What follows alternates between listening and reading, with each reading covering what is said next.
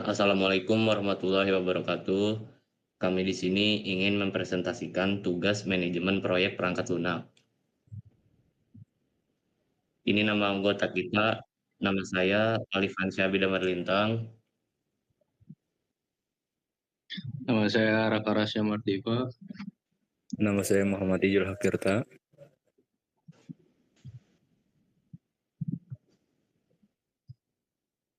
Nama saya Melia Rahma.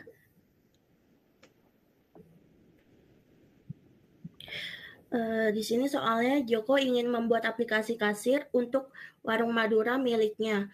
Problem yang dialami Joko adalah terjadi kerugian di warung miliknya, kisaran 100.000 sampai 1 juta setiap bulan karena ada kesalahan dalam perhitungan transaksi. Oleh sebab itu, Joko memutuskan untuk membuat aplikasi kasir agar dapat membantu mengeliminasi kesalahan tersebut. Di sini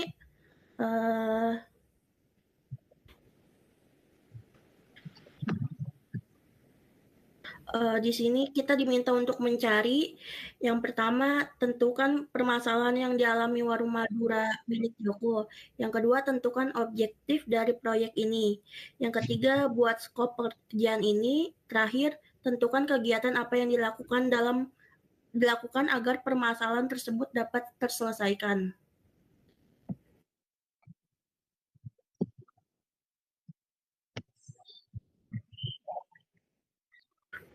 Pertama, permasalahan yang dialami warung Madura milik Joko itu ada kesalahan perhitungan manual saat transaksi menyebabkan selisih kerugian 100 sampai 1 juta per bulan. Yang kedua, tidak ada pencatatan transaksi yang sistematis sehingga sulit melacak sumber kesalahan. Yang ketiga, ketergantungan pada ingatan atau kertas untuk menghitung total belanja, diskon, dan atau kembalian. Yang keempat, kurangnya kontrol stok barang sehingga memungkinkan kehilangan atau ketidaksesuaian stok dengan penjualan. Terakhir, human error akibat kelelahan atau kurangnya pelatih karyawan dalam menghitung transaksi kompleks.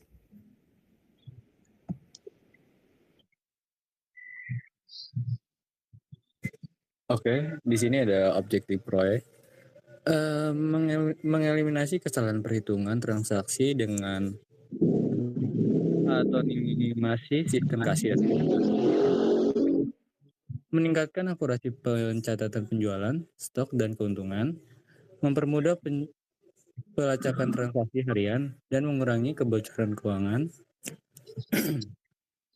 Mengintegrasi manajemen stok untuk memantau persediaan barang secara real time. Menyediakan laporan keuangan, penjualan laba atau rugi yang transparan dan akurat. Yang ketiga, skop pekerjaan, modul transaksi. Input item belanja, scan barcode atau input manual. Yang kedua, kalkulator otomatis. Yang ketiga, cetak struk digital fisik. Modul laporan yaitu laporan harian atau bulanan penjualan. Yang ketiga, laporan laba atau rugi. Yang kedua, laporan laba atau rugi. Yang ketiga, riwayat transaksi. Filter berdasarkan tanggal atau kategori.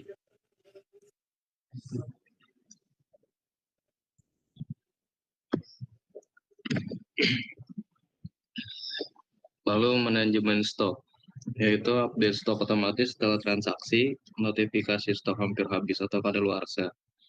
Setelah itu manajemen pengguna, login atau logout kasir dengan hak akses terbatas, akses admin untuk melihat laporan dan mengelola stok, lalu database yaitu penyimpanan data transaksi stok dan pengguna, lalu antarmuka pengguna atau UI.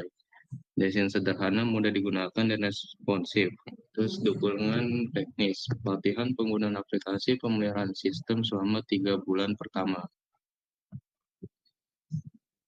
Lalu nomor 4, kegiatan untuk menyelesaikan permasalahan analisis kebutuhan, yaitu wawancara Joko dan karyawan untuk memahami alur kerja, masalah spesifik, dan kebutuhan fitur. Identifikasi jenis transaksi umum, misalnya yaitu diskon, retur, pembayaran cash atau non-cash. Setelah itu, perancangan sistem. Ya, desain UI atau UX aplikasi mockup untuk memastikan kemudahan penggunaan. Lalu buat diagram alur jalan transaksi dan integrasi database.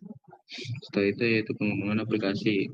Bangun modul inti transaksi laporan stok dengan bahasa pemrograman seperti Python atau Java, integrasi database SQLite atau MySQL untuk menyimpan data, terus tambahkan fitur validasi input untuk mencegah kesalahan data, misalnya yaitu harga negatif. Saya Samuel Atmaja.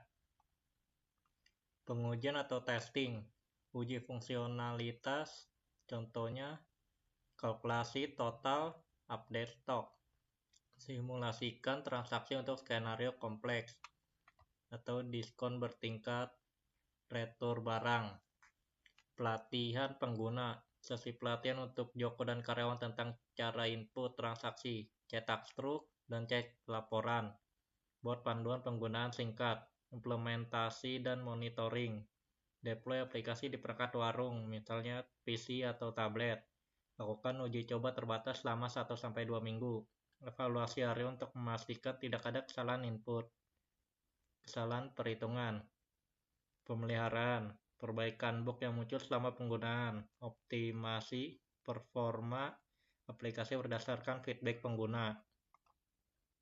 Sebagai catatan tambahan,